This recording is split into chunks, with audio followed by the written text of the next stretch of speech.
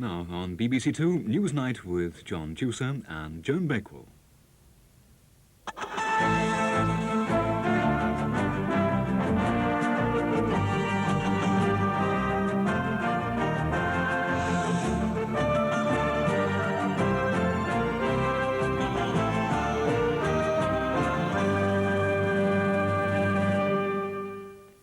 Good evening. And he's back. David Bowie, launching his first new album in 3 years, preparing for his first British tour in 5 years, and telling Newsnight's Robin Denzelo about his new and more emotional musical style.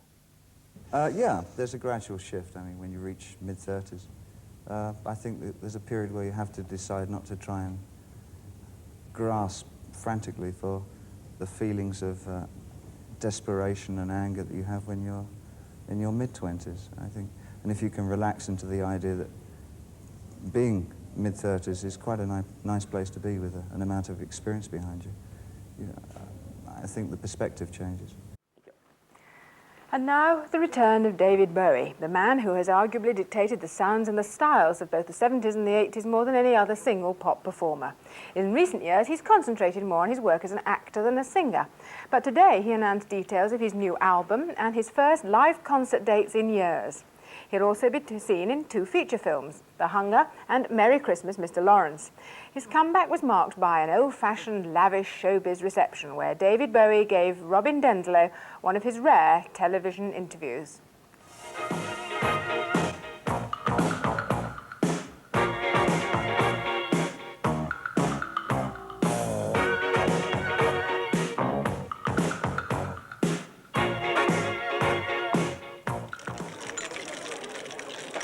Claridge's, that most exclusive of hotels in London's West End, at lunchtime today. Times are hard in the record industry, but EMI are celebrating. Against serious opposition, and for very serious money, they've just signed a real superstar. Ladies and gentlemen, Mr. David Bowie.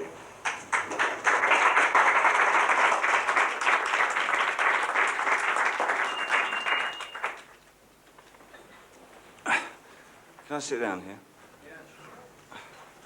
No, I can't.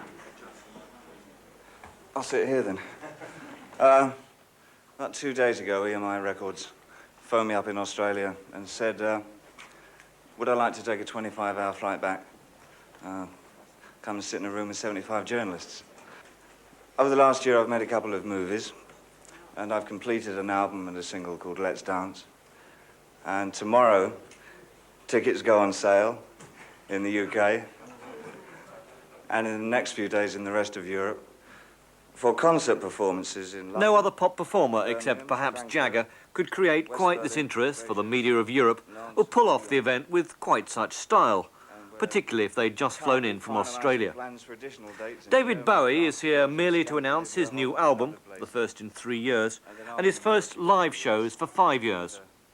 He remains the most influential pop performer to have emerged in the 70s, and not yet put a foot wrong through constant changes of musical direction and a constant emphasis on style. The first tiny hints of that came when he made his first BBC television appearance 19 years ago in 1964. He was then still David Jones and founder of the Society for the Prevention of Cruelty to Long-Haired Men. Now, exactly who's been cruel to you? Well, I think we're all fairly tolerant, but for the last 2 years we've had comments like darling and can I carry a handbag thrown at us, and I think it's just had to stop now. As Bowie, he took those ideas of fashion, style and personal rebellion much further. The new single, Let's Dance, shows Bowie changing again to New York black funk styles. It's his first release for EMI after 12 years with another record company, RCA, against whom Bowie now makes the remarkable accusation that they tried to dictate his style.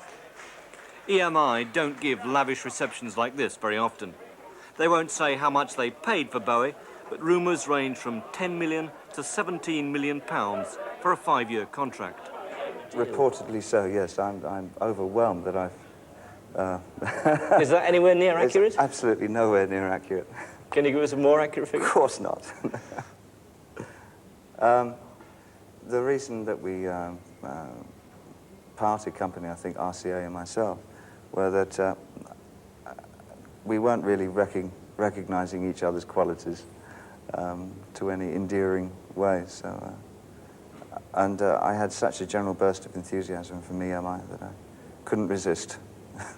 Well, they really didn't like, RCA really didn't like your last few Got to a albums, point The Lodger where, and things like that? No, they really didn't like those albums at all. In fact, one of the executives once suggested that he get me another apartment in Philadelphia so I can go back to writing Young Americans and stuff, which is just not a very sort of healthy atmosphere to write and record in. But yet, ironically, that's the sort of thing you've done with your first new record for EMI. Not Yes. exactly Young Americans, a Philadelphia sound, but a black Yes. New York style. Yeah. Well, it's much better when nobody's actually telling me what to do. What about the new album? And the single that's out already is Yeah. very much more direct, much more rhythm and blues than Yes. the recent David Bowie Yeah. output. Yeah, I got to a stage 2 years ago where I found that the experimenting that I was doing was eradicating a lot of the subject matter of my writing. But now I feel for the next few years I'll be concentrating on a lot more basic, earthier kind of material. More emotional songs? Yes, I think so, for me anyway. Is that because of a change in your own outlook and personality? Yeah, there's a gradual shift. I mean, when you reach mid-30s, I think that there's a period where you have to decide not to try and grasp frantically for the feelings of desperation and anger that you have when you're in your mid-20s, I think. And if you can relax into the idea that being mid-30s is quite a nice place to be with an amount of experience behind you, I think the perspective changes. How seriously do you take the business of writing pop songs? Very. I mean, I always have. I still think it's one of the most direct and can be one of the most important of the art forms. Quite as important as, I'm sure it's, I guess, replaced painting in terms of defining one's society or culture, quite definitely. Bowie's theatrical musical style has led him naturally to theatre. He starred in films like Rogues, The Man Who Fell to Earth, stage plays like The Elephant Man, and television drama like the BBC production of Brecht's Bowie. He treated his press conference more like a cool actor than a cool pop star, almost like some future Dirk Bogarde in the making. Thank you very much, and good afternoon, ladies and gentlemen.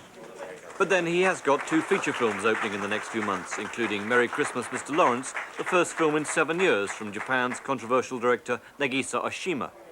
In the past, your acting roles have very much been as an alien, an outsider in society. Are those the sort of roles you've particularly gone for, or just...? Yes. I always look for characters who have either an emotional or a physical limp.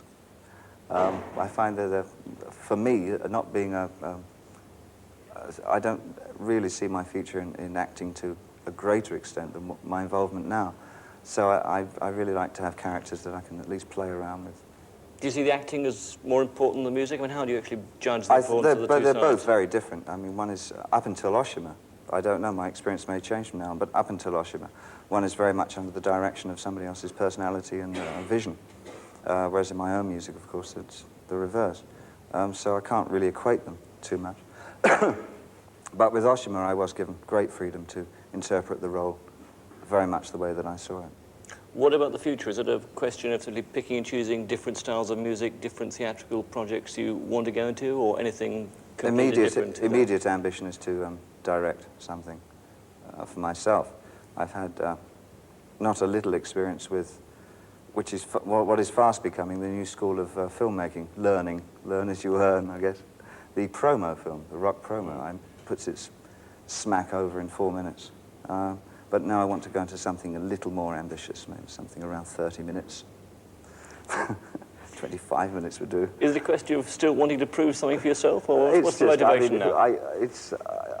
One can't fight the urge to play around with film, you know, and video, and sort of, it's a magic world when you can create that little world and portray its environment and the characters in it. I mean, it becomes obsessive. David Bowie talking to Robin Denslow.